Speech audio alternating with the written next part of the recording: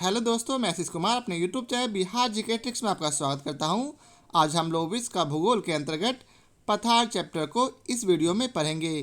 तो यदि आप लोगों ने अब तक हमारा channel Bihar GK tricks subscribe नहीं किया है तो इसे सब्सक्राइब कर लें, साथ ही बेल आइकन को जरूर दबाएं। तो आइए वीडियो को स्टार्ट करते हैं।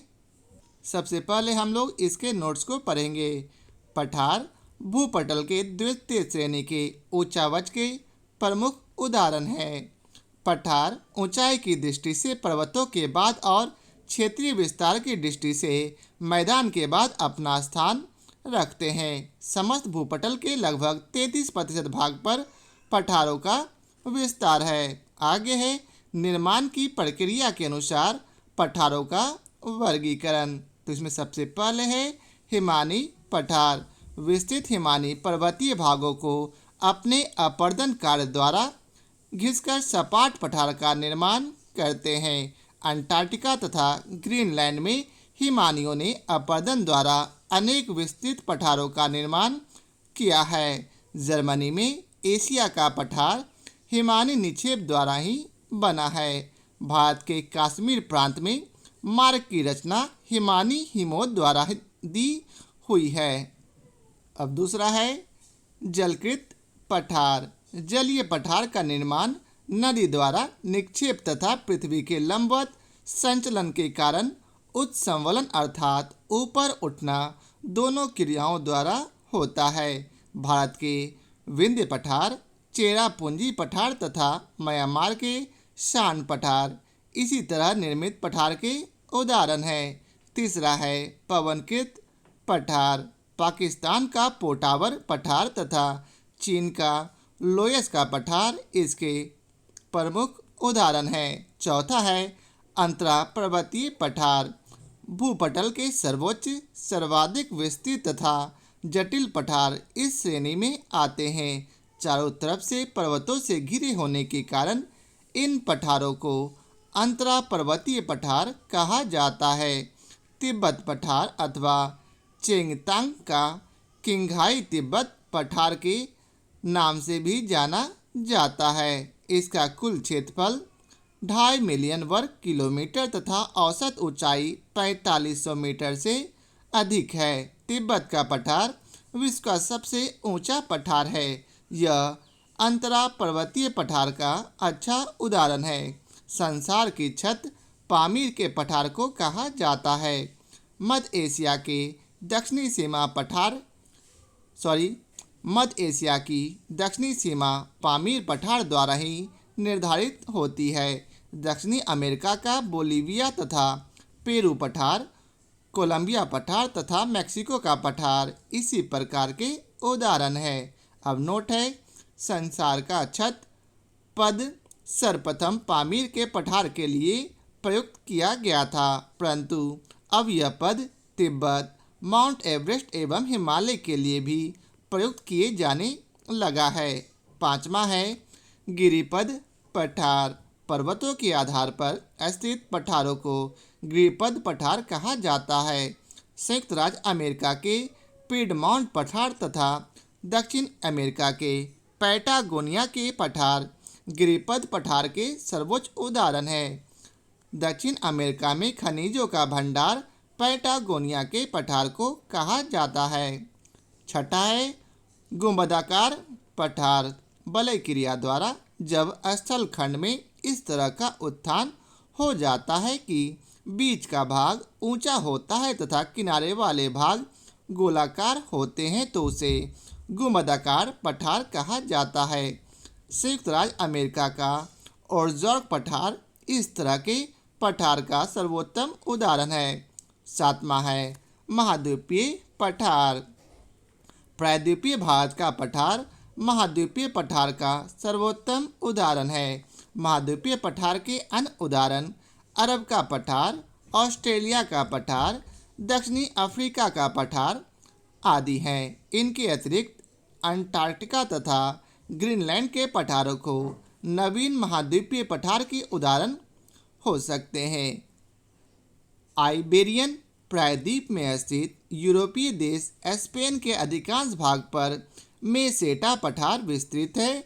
इस पठार की ऊंचाई 610 से 707 मीटर के मध्य है। स्पेन की राजधानी मैड्रिड इसी पठार पर स्थित है। अब 8वां है तटीय पठार। सागरीय तटों के पास स्थित पठारों को तटीय पठार के अंतर्गत सम्मिलित किया जाता है। भारत का कोरोमंडल तट एक तटीय पठार का उदाहरण है। 9वां है ज्वालामुखी पठार। ज्वालामुखी के दरारी उद्गार के कारण निर्मित पठार के उदाहरण न्यूजीलैंड, दक्षिणी अमेरिका, उत्तरी तथा दक्षिणी अर्जेंटीना, ब्राज़ील, पश्चिमी यूएसए, फ्रांस तथा साइबेरिया में मिलते हैं। संयुक्त राज्य अमेरिका का कोलंबिया का पठार लावा निर्मित पठार का भी उदाहरण है। प्रायद्वीपीय भारत का पठार लावा पठार का भी उदाहरण है। अब आइए चलते हैं इसके प्रश्न कोश को देखते हैं।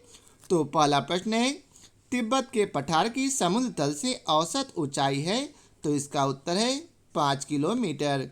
तिब्बत पठार अथवा चेंगतांग को किंगहाई तिब्बत पठार के नाम से भी जाना जाता है। इसका कुल क्षेत्रफल 2.5 मिलियन वर्ग किलोमीटर तथा औसत ऊंचाई 4500 मीटर अर्थात 4.5 किलोमीटर से अधिक है। अतः निकटतम उत्तर विकल्प डी सही है। अब अगला प्रश्न है दक्षिणी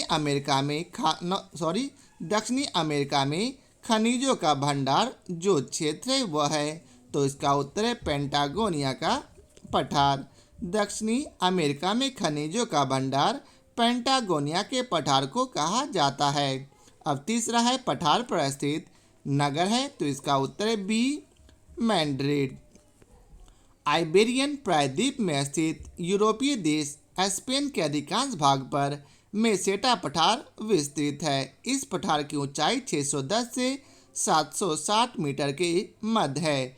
स्पेन की राजधानी मैड्रिड इसी पठार पर स्थित है। विकल्प में दिए गए अन्य नगरों की ऊंचाइयां इस प्रकार है।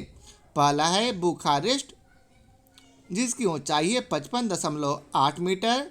दूसरा जामनगर जो कि गुजरात में है, इसकी ऊंचाई 20 मीटर। तीसरा सिंगापुर, यह दक्षिण पूर्व एशिया देश है, इसकी ऊंचाई है 15 मीटर। नोट उपयुक्त सभी ऊंचाइयां समुद्र तल से हैं। अब अगला प्रश्न है संसार का छत किसे कहते हैं। तो इसका उत्तर है पामीर के पठार को। संसार की छत पामीर के पठार को कहते हैं। मध्य एशिया के दक्षिणी सीमा पामीर पठार द्वारा ही निर्धारित होती है। यह कई पर्वतों का मिलन बिंदु है। अब अगला प्रश्न है निम्न में से कौन सा सबसे बड़ा पठार है। तो इसका उत्तर है कोलोराडो जिसकी लंबाई है 5812 वर्ग मील। वहीं एक्वेरियस का लंबाई 900 वर्ग मील है और कोलोराडो का 1,30,000 वर्ग मील और कोलंबिया का 1,00,000 वर्ग मील है। उपयुक्त क्षेत्रफल के आधार पर स्पष्ट है कि दिए गए विकल्पों में सबसे बड़ा पठार कोलोराडो पठार है जबकि विश्व का सबसे बड़ा पठार तिब्बत का पठार है। अब अगला प्रश्न है टेलीग्राफिक पठार हिस्सा है किसका। तो इसका उत्तर है ए उत्तर अटलांटिक कटक का। टेलीग्राफिक पठार वस्तुतः एक हाइड्रोग्राफिक मिथक है। 19वीं शताब्दी के मध्य में अमेरिकी समुद्र विज्ञानी मैथ्यू फॉन्टेन मौरी ने समुद्री गहराइयों का चार्ट तैयार करने के दौरान यह नोट किया कि उत्तर अटलांटिक महासागर में मध्य का भाग उथला है जिसे उसने समुद्री टेलीग्राफ केबल बिछाने के लिए उपयुक्त मानते हुए टेलीग्राफिक पठार का नाम दिया। उसके अनुसार यह पठार अटलांटिक महासागर में न्यूफाउंडलैंड से आयरलैंड तक विस्तारित है। वर्ष 1925 से 27 के दौरान जर्मनी के अनुसंधान पोत मीटिओर द्वारा संग्रहित आंकड़ों के आधार पर वैज्ञानिकों ने यह माना कि वास्तव में यह पठार एक सतत कटक है जो कि अटलांटिक महासागर बेसिन में आगे तक विस्तारित है। बाद के अध्ययनों के आधार पर इसे मध्य अटलांटिक कटक का नाम दिया गया। मध्य अटलांटिक कटक के उत्तरी भाग को डॉल्फिन कटक के नाम से जाना जाता है, जो कि उत्तर में एक विस्तृत पठार के रूप में है। इस प्रकार टेलीग्राफिक कटक को मध्य अटलांटिक कटक के उत्तरी भाग अर्थात उत्तर अटलांटिक कटक का हिस्सा मानना ही उचित है। अब अगला प्रश्न है, निम्नलिखित में से कौन सा समूहन सही नहीं है? तो इसका उत्तर है टेलीग्राफिक पठार हिंद महासागर में है। यह बिल्कुल गलत है। टेलीग्राफिक पठार अटलांटिक महासागर में, कोको कटक प्रशांत महासागर में, वैलीवस कटक अटलांटिक महासागर में अर्थात अंध महासागर में, अगुलहास बेसिन या हिंद महासागर में स्थित है। ध्यातव्य है कि टेलीग्राफिक पठार को एक हाइड्रोग्राफिक मिथक माना जाता है। तो यह था आज के वीडियो का आखिरी प्रश्न। आशा करता हूँ आप लोगों को हमारा यह वीडियो पसंद आया हो। यदि आप लोगों को हमारा यह वीडियो पसंद आया हो तो इसे लाइक और शेयर जरूर करें। फिर मिलते हैं नए चैप्टर घाटियाँ के साथ। आज के लिए बहुत बहुत धन्यवाद।